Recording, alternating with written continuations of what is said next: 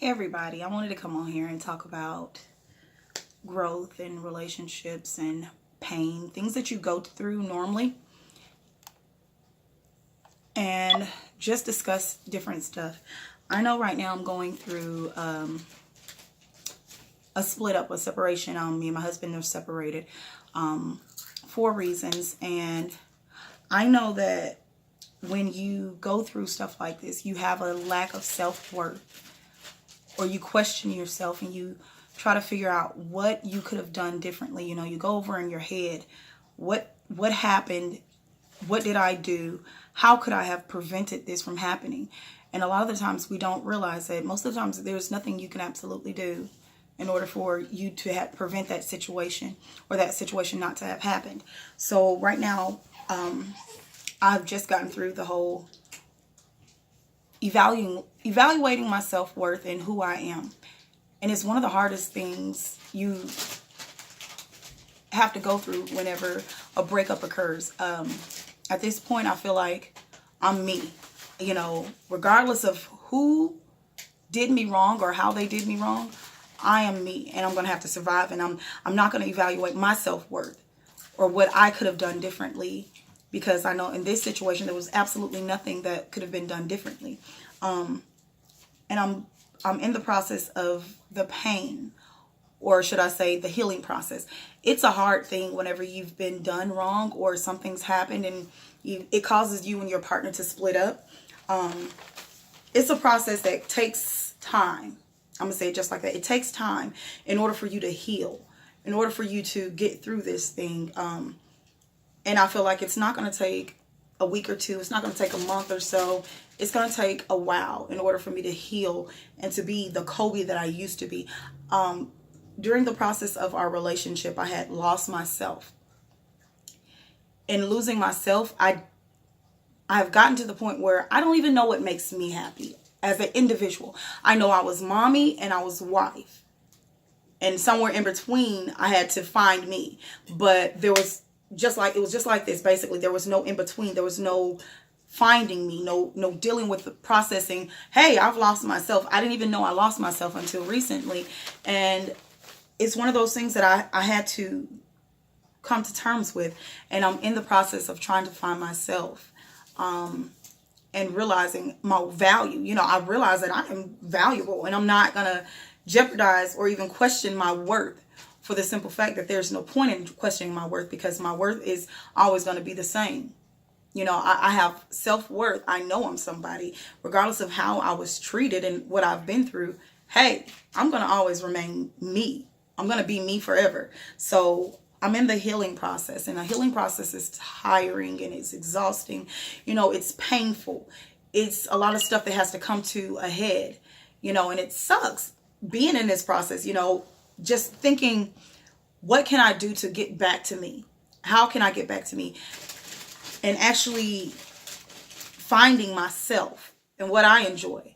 You know, as a mother, you know, it's a hard thing to actually juggle time for yourself and your children, especially when you're a sole caretaker. You know, there's not much help that you want to I'm not going to say it's not much help, because I have plenty of people to reach out to, but I don't want to be a burden to people. I have too much pride at times, and it causes me to go through things on my own, which really sucks. You know, I don't know how to ask for help and not feel guilty, or to go out and do something by myself and not feel guilty or feel like I should have included the kids. Man, I feel so bad, and I don't know how to do that. And I'm getting to that point where I'm like, I know I need a break and I need help, but it's not an easy process asking someone to help me, or it's not even an easy process. It's my pride gets in the way of asking for help.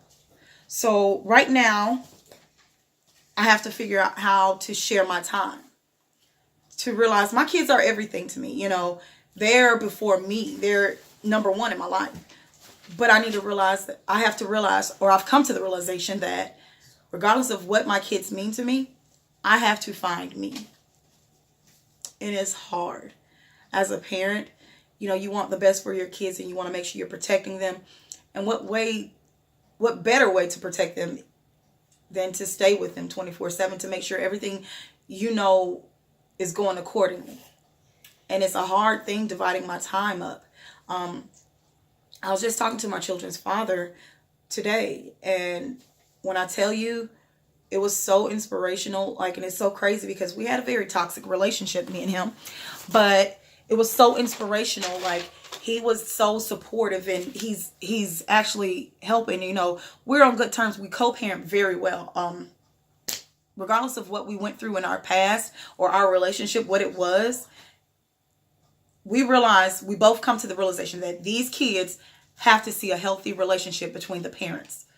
We don't want them to see a toxic situation. We don't want them to feel like, oh, well, my mom doesn't like my dad. So therefore, we make sure it's cohesive and it works. We talk to one another, but he told me basically that I have to find some time for myself, and I shouldn't feel guilty. And I do feel guilty. And he was telling me basically, you know, just call him and let him know whenever I need a babysitter in case I go out or I want to do something.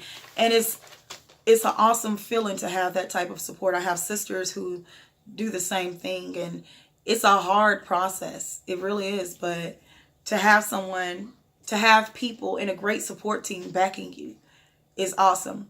My biggest problem is not letting people in. And I'm going to have to figure out a way to let people in so we can make this thing work. And I can have a life and they can have a productive, or I can have a actual healthy life where I have my time and I have the kids' time, and we can actually make this thing work together. And knowing that someone really cares about your kids, not even just me, because I know, not saying that he doesn't care about me, but I know it's the kids that he cares about. And if I'm not sane or healthy mentally, then it reflects on the children. So I know that that's the main concern with him when it comes down to, those are as a parent, that's the thing that we have to look at the most. Even when dating, you have to make sure your children are okay with everything. So here it is that I'm realizing that I have help and someone to back me when it comes down to the children. If I need a break or if I need help, I have that backing. You guys, relationships don't always last. Sometimes they are awesome while they last, and then something just trickles up, or something happens and it trips you up and you have to figure out how to make it work. One thing about me is I've always been a bit of a hustler as far as finding different things to do, legal things to do to basically make incomes and make it work for my household or whatever. With my son, when he was diagnosed with Asperger's, it was one of the most scariest things ever because I was afraid for people to care for my son. I had worked a 9-to-5 pretty much the whole time, up until I had him. But after I had him, I was afraid to put him in the care of someone else because I was afraid no one could treat him or would treat him fairly. So I'm going to be okay regardless of what's going on. It just sucks that, sometimes things don't work out the way you expect them to. Hey, but you guys, I just wanted to come on here and tell you guys, it's life. You know what I'm saying? It's life, and you have to find a way to do you and coexist or not even coexist, but also be a parent at the same time. And him telling me basically, yeah, you need to get time for yourself. You need to get out there, date, do what you have to do. Just find somebody to talk to, as far as a friend and stuff. That right there did a lot for me. I've had so many people in my corner and blessing me with words from God, not even just words from God, words of wisdom also. And it's just so blessed. I had a prophet come to me and tell me, read me. When I say read me, he read me so good. Oh my goodness. And I was like, man of God, what is your name? Because the things that he was saying, it was crazy because I went to Super 8 because it was last minute. I needed to get a hotel room when I was in Augusta doing my niece's baby shower.